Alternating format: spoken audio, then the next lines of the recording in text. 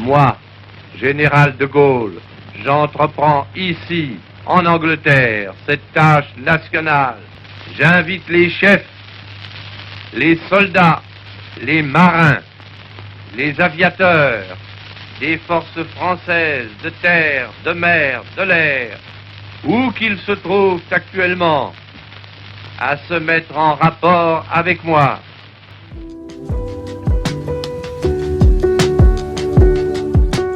Notre histoire commence ici, au sommet du mont Coffin, où la croix de Lorraine domine Nouméa.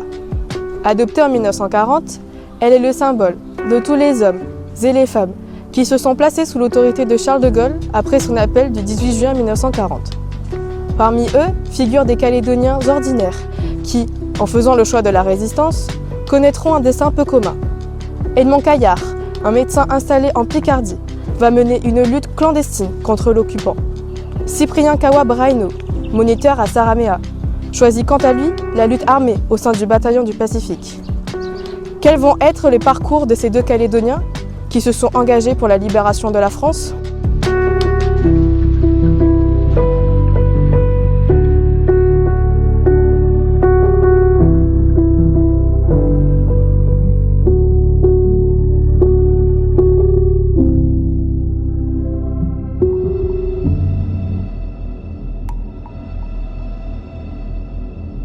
L'invasion de la France par l'armée allemande, commencée le 10 mai 1940, semble inévitable, provoquant l'exode de millions de civils vers le sud et l'ouest.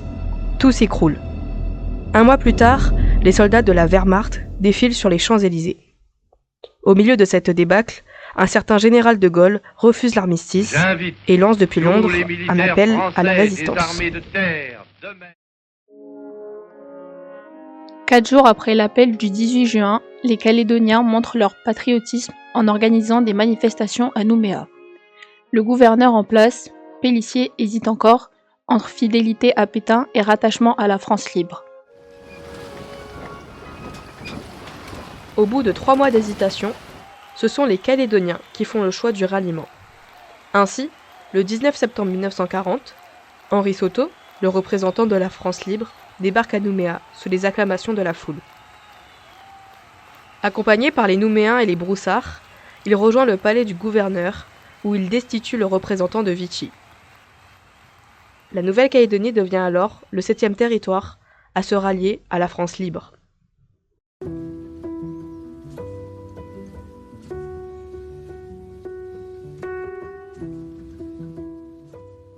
Cyprien se porte volontaire le 25 novembre 1940 à l'occasion d'une tournée des tribus Kanak par le capitaine Dubois chargé du recrutement des indigènes.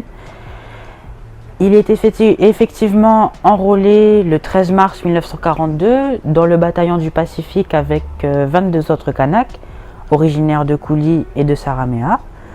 Si les Kanaks s'engagent en nombre, ce n'est pas sans contrepartie politique. Les autorités de la France libre se sont engagées après la guerre pour qu'il y ait une reconnaissance du sacrifice par l'octroi de la citoyenneté française aux Kanaks qui n'étaient jusque-là que des sujets français. Quand la guerre commence, Edmond vient de terminer ses études de médecine en France. Comme toute l'armée française, il est fait prisonnier en 1940, mais il réussit à s'évader. Il s'installe à Saint-Just-en-Chaussée, entre Paris et Amiens, en zone occupée, avec son épouse, où ils rejoignent la résistance intérieure en 1943. Contrairement à Cyprien, qui notait tout sur de petits carnets, Edmond, comme la plupart des résistants de l'ombre, n'ont pas laissé de traces écrites de cette période.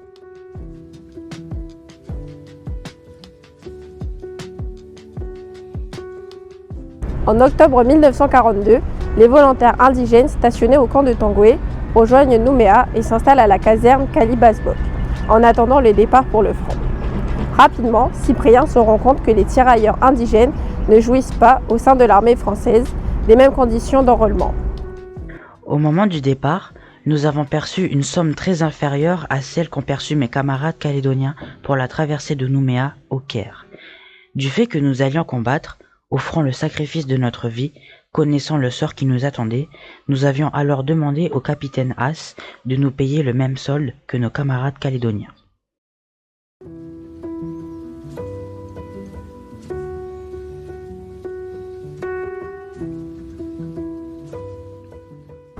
Cyprien embarque le 3 mars 1943 avec le deuxième contingent, près de 170 volontaires calédoniens sur le croiseur américain Helena en direction de l'Australie. Au bout d'un long voyage de 3 mois, ponctué d'escales en Afrique du Sud, au Yémen et en Égypte, le bataillon du Pacifique débarque à Tripoli, en Libye. Nous sommes le 16 juin 1943.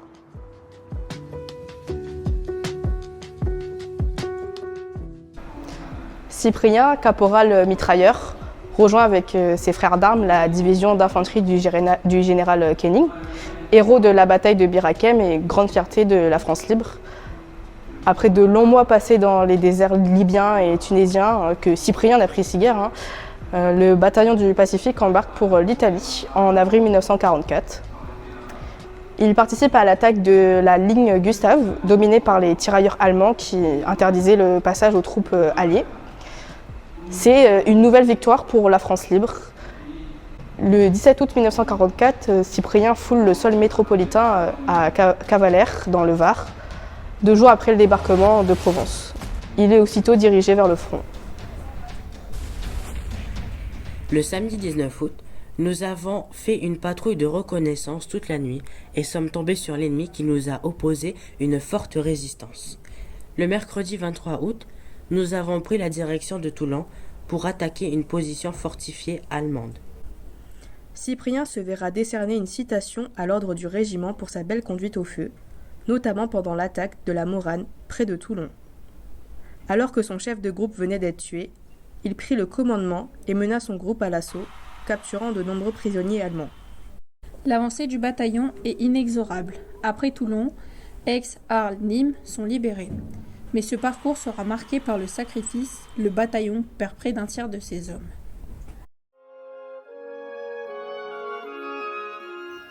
En France, faire le choix de la résistance face à l'occupant nazi, c'est accepter de prendre tous les risques. Avec la création des premiers réseaux en zone occupée, se multiplient les premiers actes de résistance, sabotage, filières d'évasion et surtout renseignement.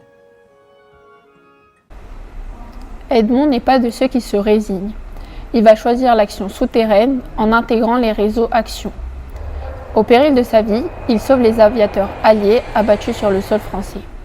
Il les soigne, puis, en les cachant dans le coffre de sa voiture, il les ramène sur le chemin du retour en Angleterre pour poursuivre le combat. Pendant la guerre, les Allemands, étant donné que c'était un docteur, bien sûr, ils soignaient tout le monde, donc il était autorisé à se déplacer. Ce que ne savaient pas les Allemands, c'est qu'ils se déplaçaient aussi la nuit et qu'ils sauvaient les Américains. En 1944, Edmond Caillard enseigne les Alliés dans le cadre de l'opération Commando Benson. Il leur indique les positions des troupes allemandes dans la région, ce qui va faciliter les bombardements alliés et donc la libération du nord de la France. Démobilisé en novembre 1944, Cyprien restera plusieurs mois à Paris où il recevra avec ses compagnons d'armes honneurs, félicitations et décorations. Edmond Caillard recevra les plus hautes distinctions américaines et anglaises décernées à des civils en temps de guerre. La médaille de la liberté avec palme de bronze et citation signée du général d'armée Eisenhower, ainsi que la médaille du roi pour le courage et la cause de la liberté.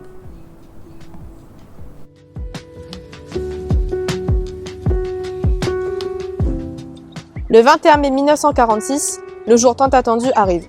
Le Sagittaire, à bord duquel se trouve Cyprien, rentre en rade de Nouméa.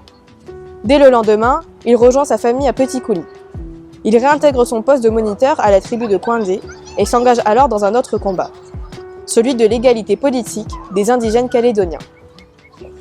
Edmond Caillard rentre quelques mois plus tard avec sa famille. En 1947, il fonde avec d'autres médecins la polyclinique de Lansvata.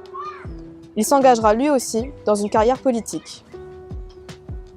Résistant aux soldats, ces 2 Calédoniens au parcours si différents sont liés par un point commun, leur engagement dans la victoire de la France libre. Ils forment aujourd'hui la grande mosaïque de notre mémoire collective.